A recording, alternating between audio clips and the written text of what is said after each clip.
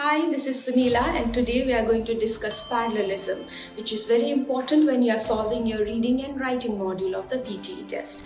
Parallelism is the use of words which are grammatically similar in structure or which share similar meanings. We use parallelism to make our sentences sound better and to give it more structure.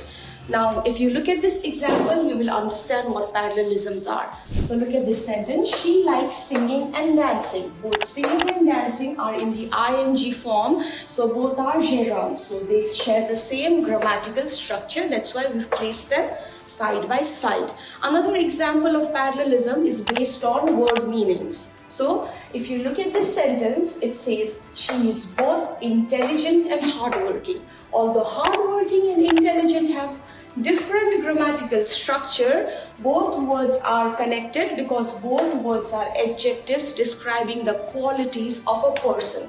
So usually if you are intelligent, you are also hardworking. So these are similar qualities in a person. That's why you are using them together. Now another parallelism is when you place opposite sounding words together. So far we've only placed similar sounding words together, similar in grammatical structure or similar in meaning and qualities. But the third kind of parallelism is when you place opposite sounding words together. So the sentence can be life and death are two sides of the same coin.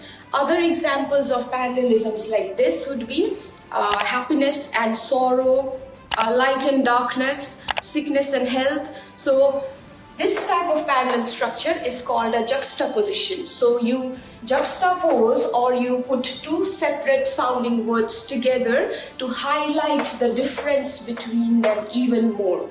So you follow different types of parallel structures like this. And when you use them in your writing becomes more effective. And when you do your reading module, sometimes your question will have a sentence like this. She likes to run, blank, and dance. So if you use your sentence like this, it's incorrect. You never say she likes to run, swimming, and dance. It sounds weird. They are not in harmony. So it sounds very odd.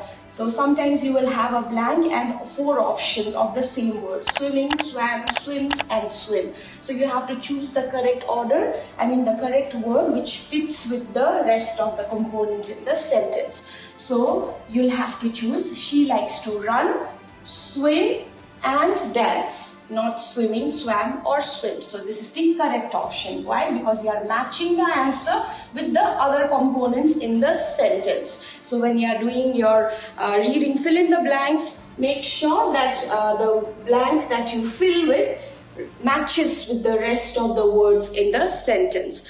I hope this video was helpful for your reading as well as writing module.